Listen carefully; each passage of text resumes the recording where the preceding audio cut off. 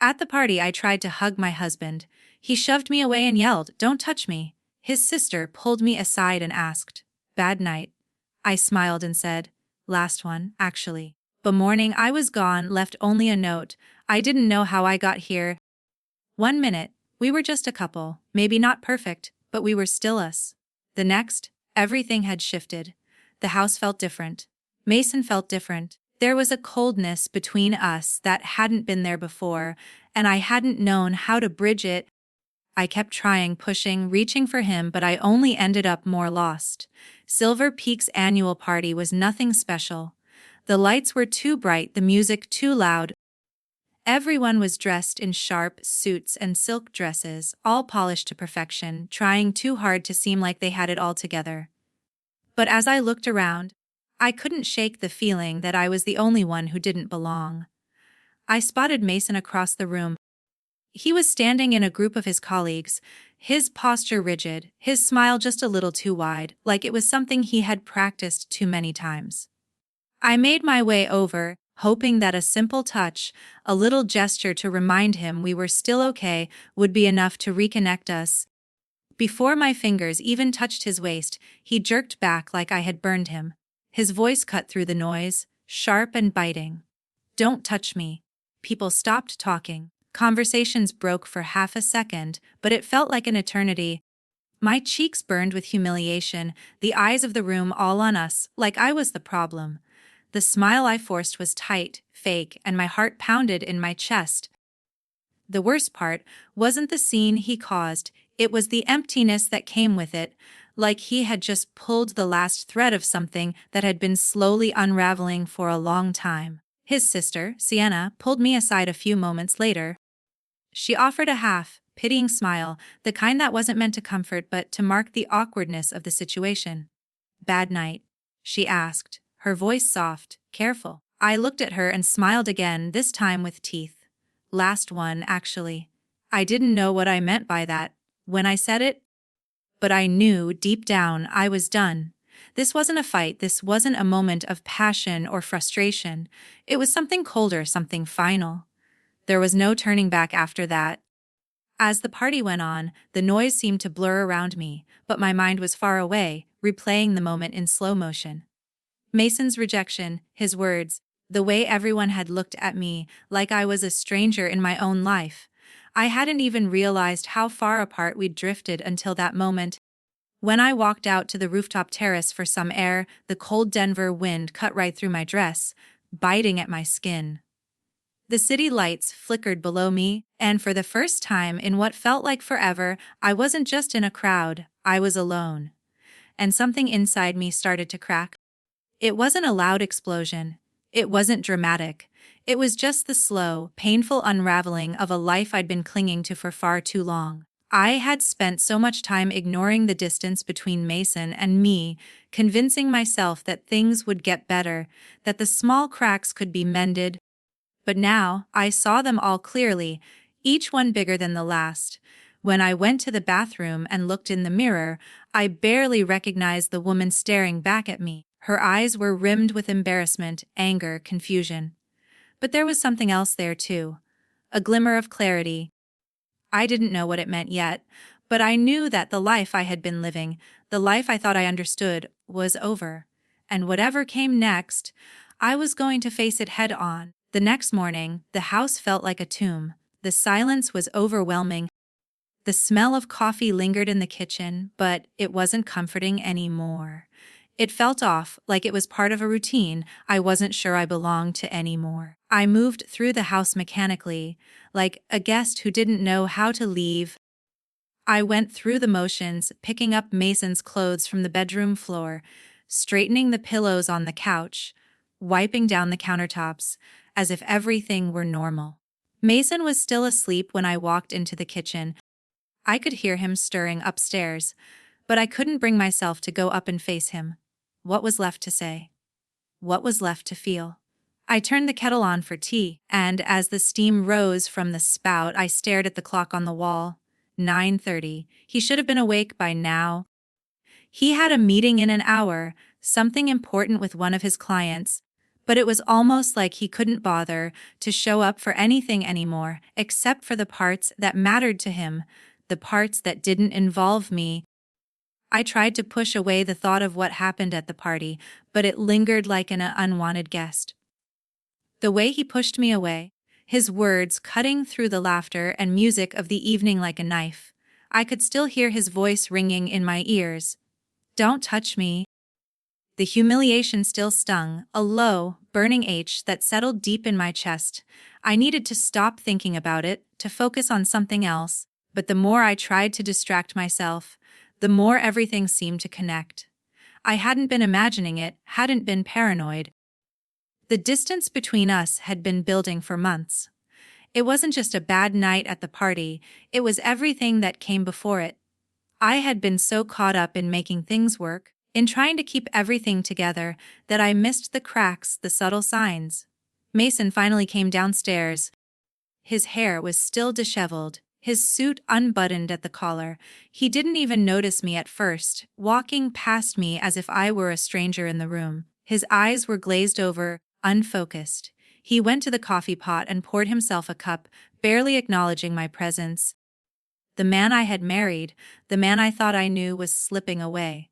"Good morning," I said, trying to sound casual, but the words tasted bitter.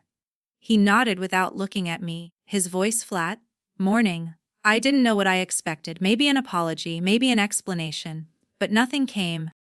Just the sound of the coffee pouring into his mug, the soft hum of the refrigerator. I stood there, waiting for something, anything, but all I got was silence.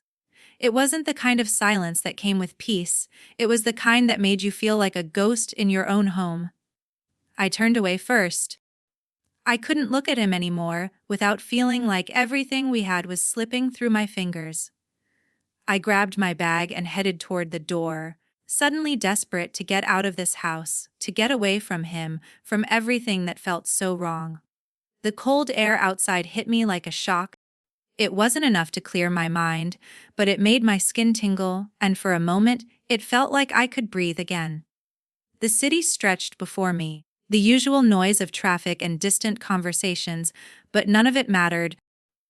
I felt like I was on the edge of something, teetering between the life I had and the one I was about to build without Mason in it. I didn't go far, just a few blocks down the street, to a little cafe I liked. It was quiet, the kind of place where you could sit and lose yourself in your thoughts. But even there, I couldn't escape the feeling that everything had already changed. The life I thought I was living, the one that made sense, was unraveling.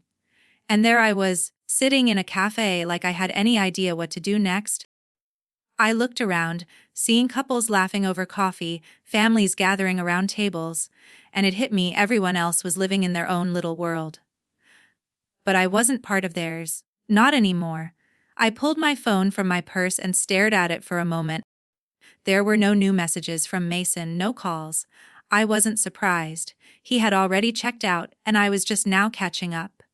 Sienna had messaged me earlier, asking how I was doing. I hadn't responded, but now, sitting in the cafe, I realized I needed someone to talk to. I needed someone who wasn't wrapped up in Mason's world, someone who could see me for who I was, and not the role I had played in our marriage. I sent her a message, "Can we meet?" The response came quickly as of course. "I'm free this afternoon." I didn't know what I was going to say to her. I didn't know how I was going to explain everything I was feeling, but I needed to do something. I needed to start making sense of all of this, or I was going to lose myself completely.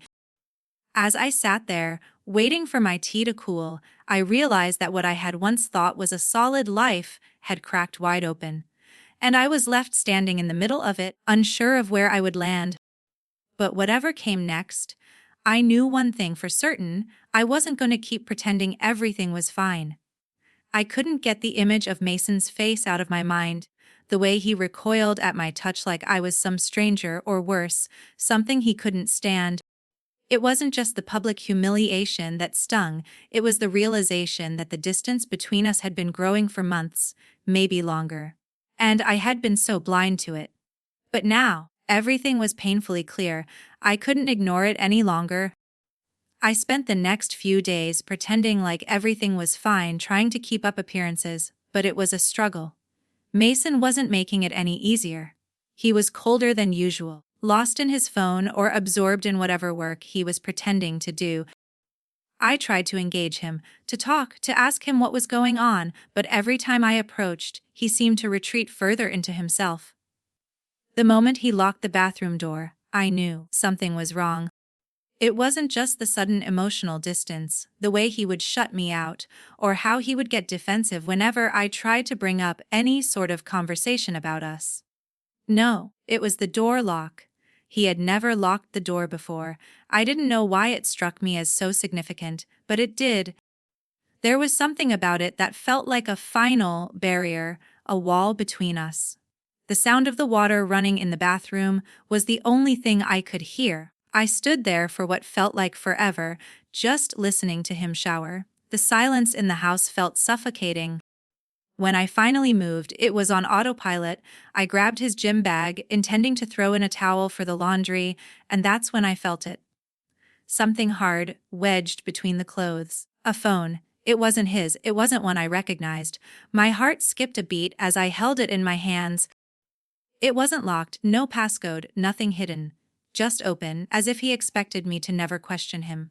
My fingers trembled as I powered it on. A string of messages flashed on the screen.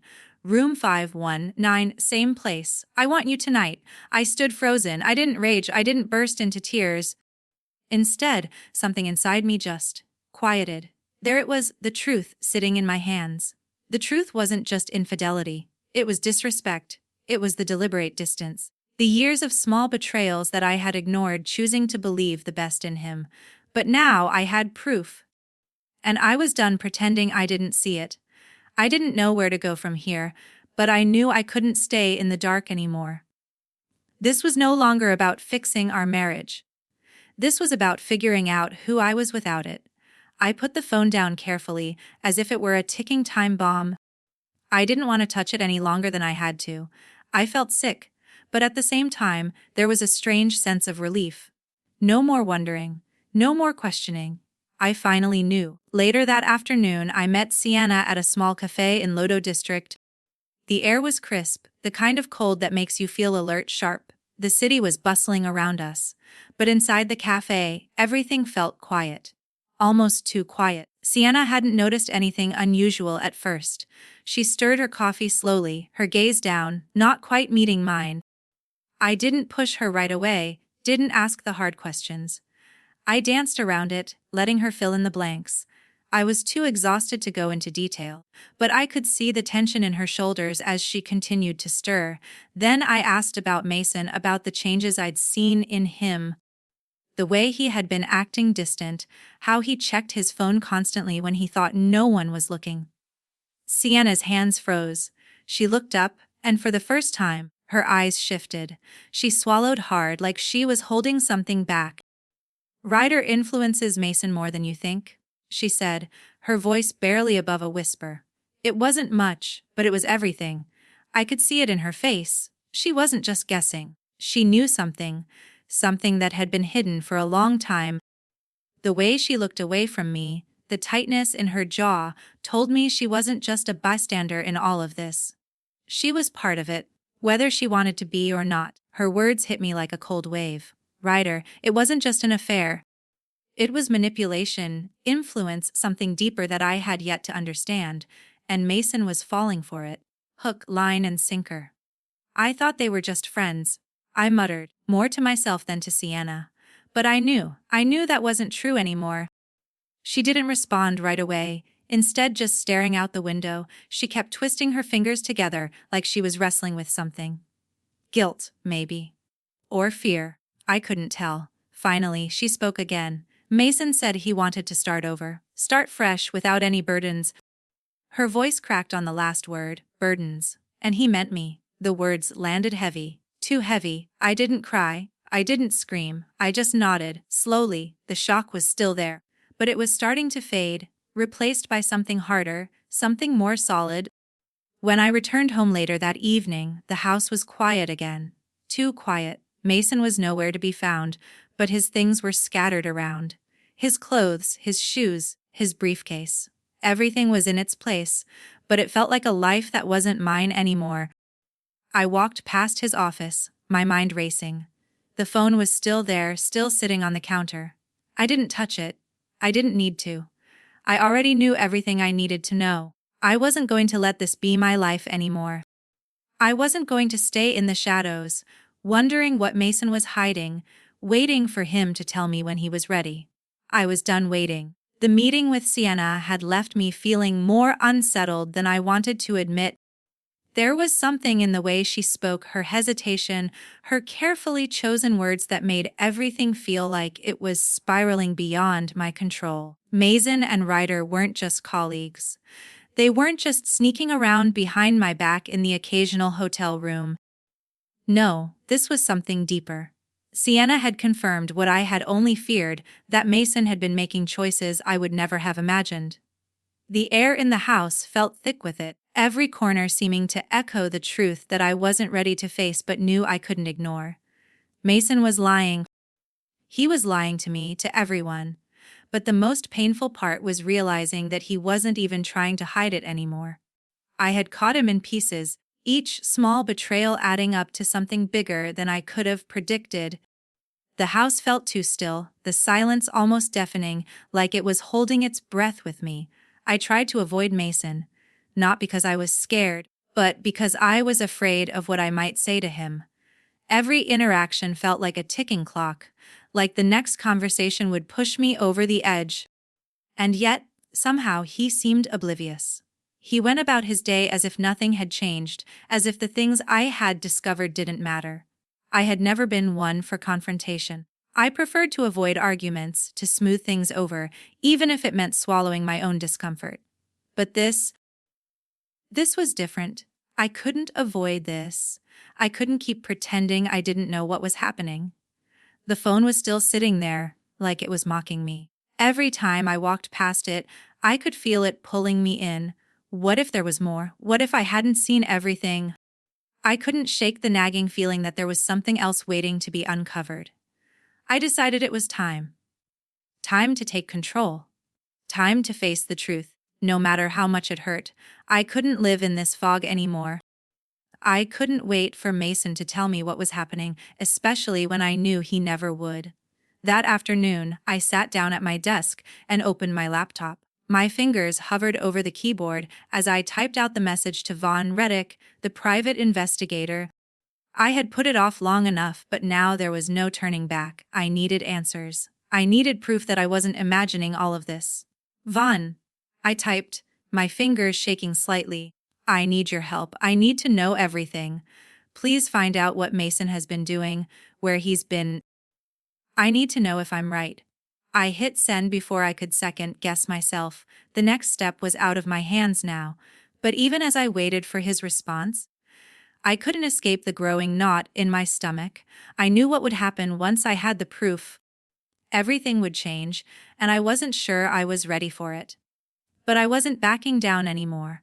I had spent so many years pretending to be content, to be happy with a marriage that had long since stopped serving me. But I wasn't that person anymore. I had seen too much, felt too much to stay in a life that wasn't real. Mason came home that evening, his usual nonchalant air still intact. He didn't seem to notice anything different in the house, didn't sense the shift in the air. He greeted me as if nothing had happened, like his emotional abandonment didn't exist. I stared at him for a moment, wondering how he could be so blind to what was unfolding between us. Or maybe he wasn't blind, maybe he just didn't care. I couldn't keep waiting for him to change, for him to come to me with the truth. I had to face it on my own. Later that night, after Mason had gone to bed, I sat up with the phone again, the phone that had started all of this. I scrolled through the messages, each one more damning than the last. The exchange between Mason and Ryder was clear. Their relationship had crossed lines, and the casual tone of their texts made it all the more painful. Room 519, same place. I want you tonight. The words stuck in my throat. The hurt wasn't immediate, it wasn't explosive. It settled like a cold weight in my chest, something I had to carry now that I knew. The phone had given me everything I needed to know, but it had also taken something from me. It had taken my sense of trust, my belief in the man I had married. I sat there for hours, staring at the screen, trying to make sense of it all. How had we gotten here? How had Mason gotten here? There were no answers, just more questions that I didn't know how to ask. And as much as I wanted to scream, to confront him right then and there, I knew I couldn't. Not yet. I had to prepare. I had to take control of the narrative before it consumed me completely. In the end, I set the phone down and went to bed, my mind racing with all the possibilities of what would come next. The house felt like a battlefield, and I was no longer the bystander. I was going to fight for myself, for the truth, and this time I wasn't going to lose. I sat in the cafe for what felt like hours, my thoughts racing in every direction. I could barely concentrate on the cup of tea in front of me. The warmth of the mug felt comforting, but it didn't do anything to calm the storm brewing inside me. Sienna's words kept echoing in my mind. Ryder influences Mason more than you think. The weight of it sat heavy in my chest, suffocating me with the truth I wasn't ready to face. It wasn't just that Mason was having an affair, it wasn't even the betrayal of it all. It was the manipulation, the way Ryder had woven himself into our lives, into Mason's mind. I had been living in a fog, accepting things that didn't make sense, convincing myself it was just a phase, that things would go back to normal. But now, I knew the truth, and I had to do something about it. I couldn't keep pretending like nothing was wrong. Everything in me screamed that I had to act, that I couldn't let this go on any longer. But what was I supposed to do? How could I even begin to confront him? The last time I tried, it ended with a public humiliation. I had already given Mason so much of myself, bending, breaking, hoping he would come back to me.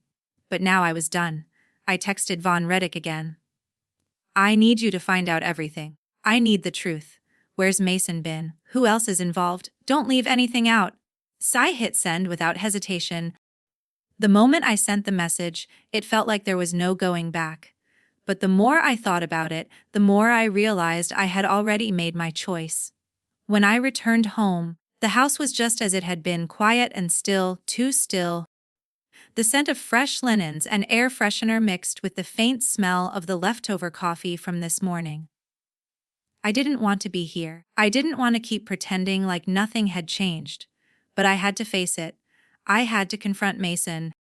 I didn't know how, but I knew I couldn't keep waiting for him to come to me. I found him in his office, as expected, staring at his laptop like it was the only thing in the world that mattered. He didn't look up when I entered. He didn't even acknowledge my presence. I watched him for a moment, taking in the distance that had grown between us, the way he sat there so immersed in his world, as if I were invisible. I cleared my throat, and when he still didn't react, I tried again. Mason, I said, my voice firm but calm. We need to talk? He finally looked up at me, his expression unreadable. About what? He asked, his tone flat, as if I were asking for something trivial. I wasn't sure how to begin. The words felt like they were stuck in my throat, but I knew I couldn't back down. About what's been going on, I said, my voice steady despite the storm in my chest. About you and Ryder. About the lies. He froze for a moment, his eyes narrowing. What are you talking about? I didn't give him the chance to deflect. I had seen too much, heard too much. I know, Mason. I know about the hotel room. About the messages. About everything you've been hiding. His face shifted, a flicker of surprise crossing his features before he quickly masked it. You don't know what you're talking about, he said, his voice rising slightly. I do, I replied, my tone colder now. I've seen it all. The phone, the messages, everything. You're not fooling me anymore. For a moment, there was only silence between us, thick and suffocating. His eyes darted around the room, as if searching for an escape. But there was none. I wasn't going to let him lie his way out of this. Not this time. Finally, he stood up, his hands gripping the edge of his desk. You don't understand, he said, his voice low and defensive. I'm trying to fix things. I'm trying to get things back to normal. I don't need you accusing me of things. I shook my head, disbelief flooding me. You've been lying to me for months, Mason. I don't even know who you are anymore. His face flushed, and for a brief second, I saw something real, something raw. The man I had once known, the man I had loved, was slipping away before my eyes, leaving nothing behind but a stranger. A liar. I didn't mean for any of this to happen, he said, his voice softer now, but it wasn't an apology. It was a feeble excuse, a half-hearted attempt to justify what couldn't be justified. I thought we could fix things. I could feel my anger rising, but I forced it down. This wasn't about anger anymore. It was about standing up for myself, for the woman I had allowed myself to become. You've been lying, Mason. And I've let you. I said, the words almost coming out in a whisper. But not anymore. I'm done being the one who fixes everything while you tear me apart. For a moment, there was a strange stillness in the room. I could see him processing what I was saying, the weight of the truth sinking in. But even in that moment, he didn't apologize, he didn't even look regretful. He just stood there, trapped in his own lies, unable to move, unable to change. I want a divorce, I said, finally letting the words out. They were heavy, but they felt right. Mason's face drained of color. You can't be serious, he whispered. We can work this out. I'll fix it. No, I said, shaking my head slowly. It's too late for that. I turned and walked away, not looking back. As I reached the door, I heard him call after me, but I didn't stop. I couldn't. The moment I stepped out of that room, I knew there was no going back. Everything had changed. And for the first time in a long time, I felt like I was finally taking control of my own life. The next few days felt like a blur, a haze I was trying to break free from. Everything was in motion, but nothing felt real. I had made the decision to ask for a divorce, to take control of my life, but it didn't feel like victory. Not yet. There were too many loose ends, too many people involved in this mess. I didn't even know where to start picking up the pieces. Mason had barely said a word to me since that night. He spent his time buried in his phone, checking emails, sending messages, acting like nothing had changed. But I knew it had. Everything had changed, and soon he'd see that. He just didn't know it yet.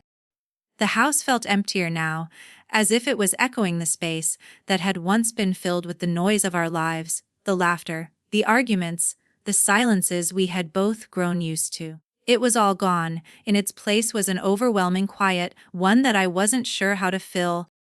I had no idea where Mason went that day, but I didn't care. I wasn't waiting for him anymore.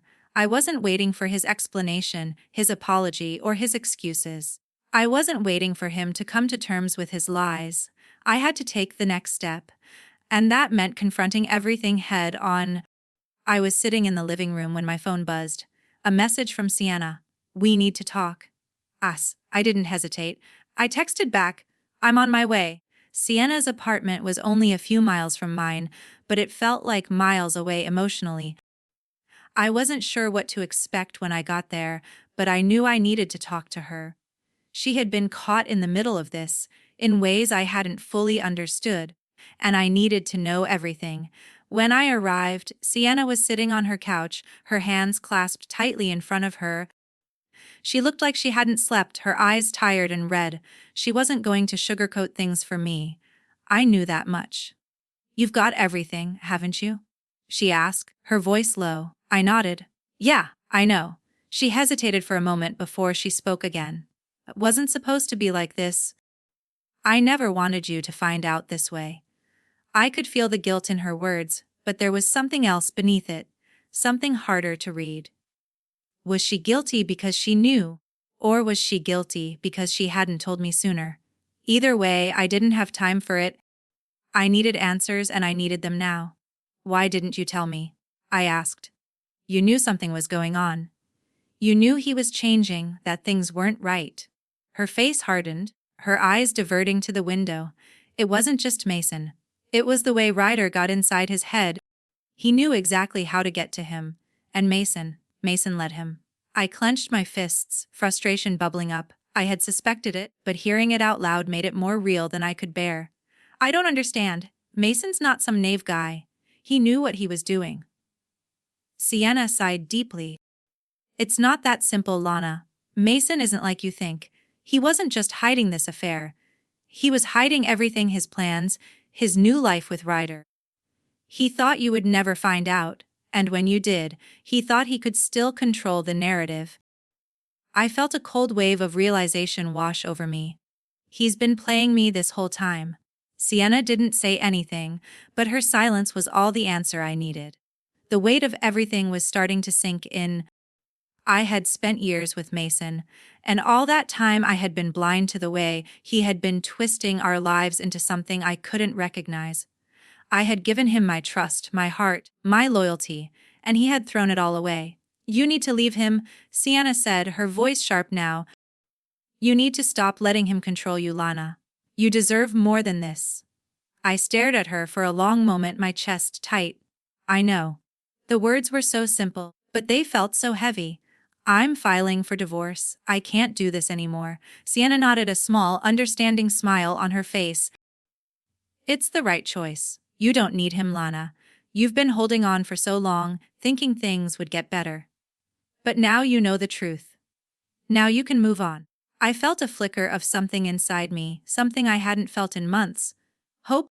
It wasn't much, but it was enough to make me believe that maybe, just maybe, I could walk away from this and build something new. "I'll help you," she said, leaning forward. "I'll be there every step of the way." Her words felt like a lifeline. For the first time since all of this started, I didn't feel alone. Maybe I had been holding on to the wrong things for too long, but with Sienna's support, I was ready to let go. When I got back home, Mason was there, but he didn't even look up when I walked through the door. He was sitting at the kitchen table, his phone in hand, lost in whatever world he had created for himself. For a moment, I considered saying something. I considered confronting him right then and there, but the words didn't come. The anger wasn't there. Instead, all I felt was relief. The kind that comes when you stop holding your breath, when you stop pretending everything is fine. I walked to the counter, my hands shaking as I grabbed the divorce papers I had printed earlier. Mason didn't even look up as I set them down in front of him. "I'm done, Mason," I said, my voice calm but firm. "I'm filing for divorce." His eyes flickered up to mine, a mixture of surprise and anger in his gaze. "You can't be serious?" he said, his voice rising. "I am," I said, my heart steady now. "I'm done." Without another word, I walked out of the room, leaving him with the truth. The truth that had been buried for so long, the truth he had tried to avoid. But now, there was no escaping it. The days after I told Mason were the quietest they'd ever been. The house felt like it was holding its breath, as if waiting for the storm that was sure to come. But Mason didn't seem to acknowledge the shift. He kept to himself, staying in his office or on his phone, as if he were still living in a world where nothing had changed. I, on the other hand, couldn't stop thinking about everything that had unfolded. It was as if I had unlocked a door I couldn't close, and now there was no going back. I didn't know what to expect from him.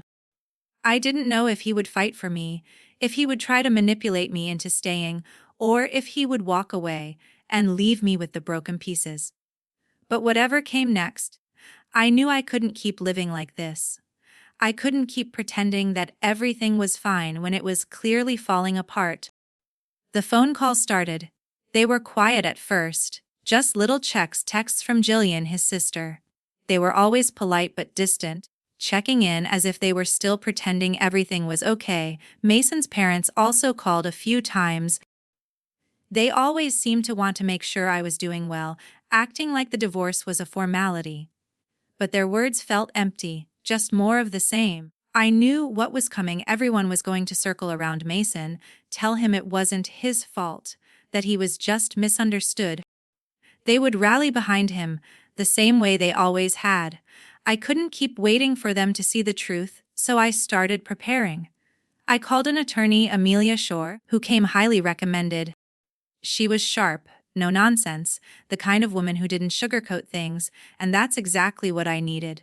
She took everything I had, the phone records, the messages, the hotel receipts, and laid out a plan. The more we talked, the clearer it became. I wasn't just fighting for a divorce. I was fighting for the truth. I couldn't let Mason turn this around. I couldn't let him manipulate the story, paint me as the unstable one. It was already happening. I could feel it in the way his family had started acting, in the little comments that kept popping up. It was as if they had all gotten together and decided that I was the one causing the problems, that I was the one pushing Mason away. The worst part was the way they had started making excuses for him. They weren't asking the hard questions. They were defending him, and in the process, they were completely overlooking the fact that he had destroyed everything between us. They couldn't or wouldn't see that. At the same time, I couldn't stop thinking about Ryder. The way Mason had acted around him, the secrecy, the way his whole demeanor had changed when Ryder was involved. I could see it now, the influence Ryder had on him. Mason was no longer the man I had married. He had transformed into someone I didn't even recognize, someone who had built a life without me. I thought back to Sienna's words, how Ryder had gotten into Mason's head. It wasn't just the affair. It was everything that came with it, the way Ryder had slowly pulled Mason away from me, the way Mason had allowed it. He had let Ryder manipulate him into this version of himself, this version that had no place for me. I wasn't sure when the last time I'd seen the real Mason was, but I was sure he was gone now. And as much as it hurt to admit it, I knew it was time to let him go. A few days later, I met with Von Reddick, the private investigator. He had what I needed, photos of Mason and Ryder at the hotel, laughing, too close. Their hands brushing as they entered the elevator together. And there, on the screen, were the moments I had been dreading to see. This wasn't an affair. This was Mason building an entire life that didn't involve me. My stomach twisted as I saw the evidence laid out in front of me. It wasn't just betrayal, it was the destruction of everything I had believed in. My marriage, my trust. Everything I had worked for had been a lie. "You're sure about this?"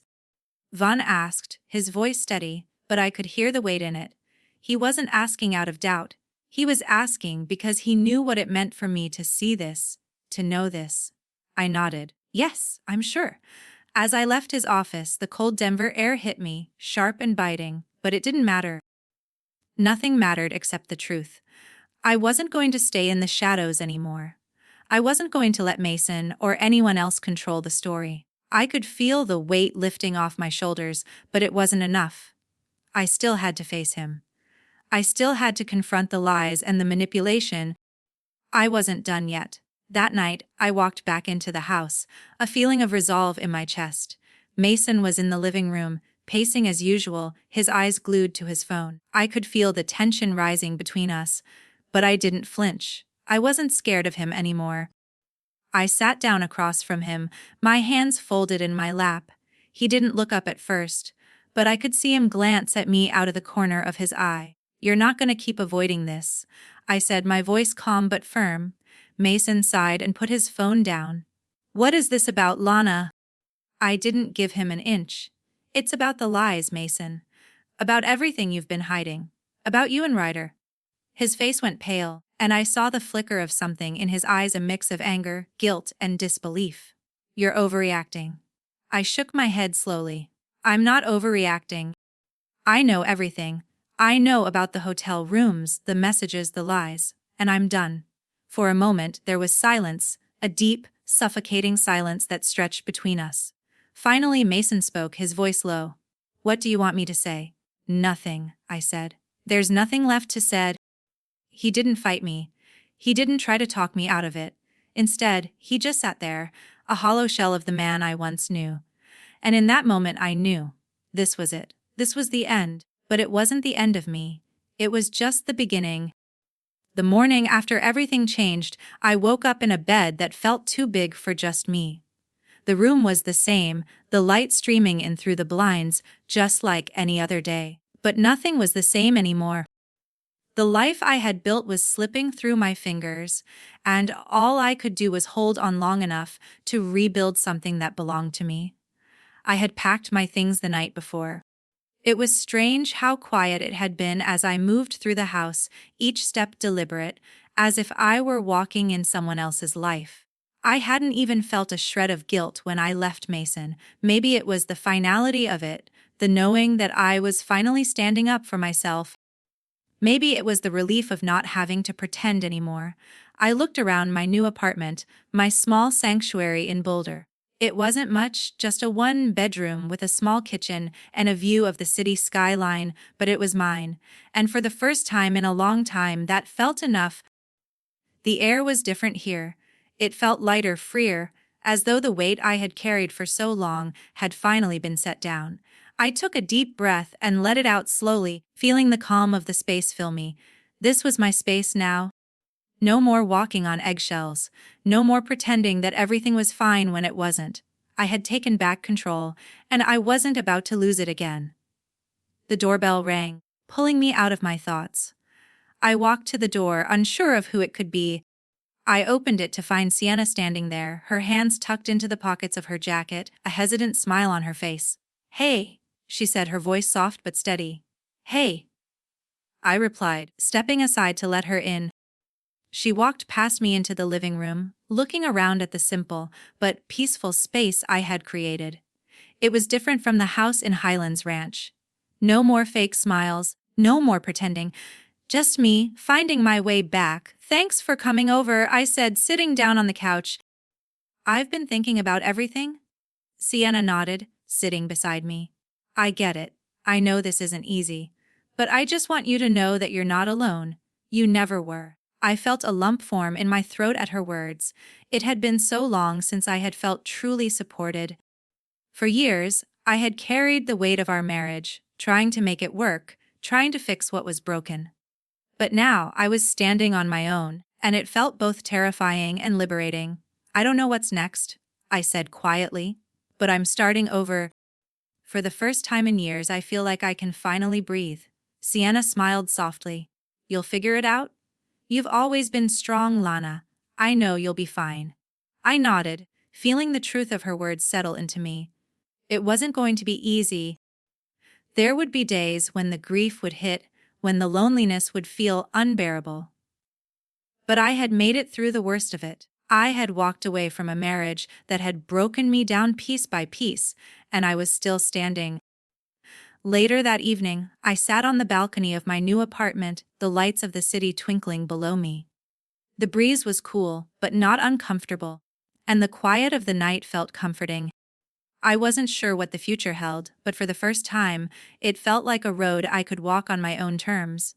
No one else's expectations, no one else's manipulation. Just me, taking each step with purpose. I closed my eyes for a moment, letting the stillness wash over me. The pain of the past months was still there, but it wasn't the dominant force in my life anymore. I had reclaimed myself.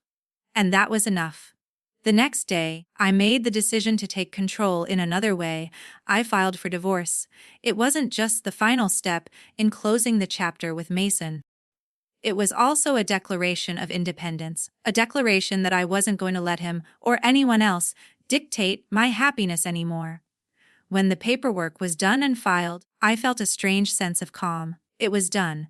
There was no going back. But there was no need to go back. I was building something new, brick by brick, and it felt right. Weeks passed, and I began to find my rhythm. I spent more time at the cafe where I had met Sienna. Writing in my journal or just sitting in the quiet, I explored the city, taking in its energy, finding small places that felt like home. One afternoon, I got a call from Amelia Shore, my attorney. "Lana, I just wanted to let you know that the divorce is moving forward. We'll be in touch about the next steps, but everything is progressing as it should." "Thank you," I said, a smile tugging at the corners of my mouth. "I'm ready." After the call, I sat down in front of my window, the city stretching out before me. I had never imagined that I would be here, in this place of newfound freedom. But now, it felt like a gift, a second chance. I thought about Mason for a moment, but only long enough to feel a flicker of something like sadness. But it wasn't for him. It was for the woman I had been, the woman who had tried to hold on to a love that wasn't there anymore, the woman who had stayed too long afraid of what letting go might mean. But now I was someone different. I was someone who had finally let go. And I was walking away, stronger than I had ever been. As the sun set over the mountains, casting a golden glow over the city, I smiled. The future was unwritten, but for the first time, I wasn't afraid of the unknown. I was ready for it. And, for the first time in years, I felt a quiet sense of peace. Not because everything was perfect, but because I was no longer trying to fix something that was beyond repair. I was simply living on my own terms, and that was enough.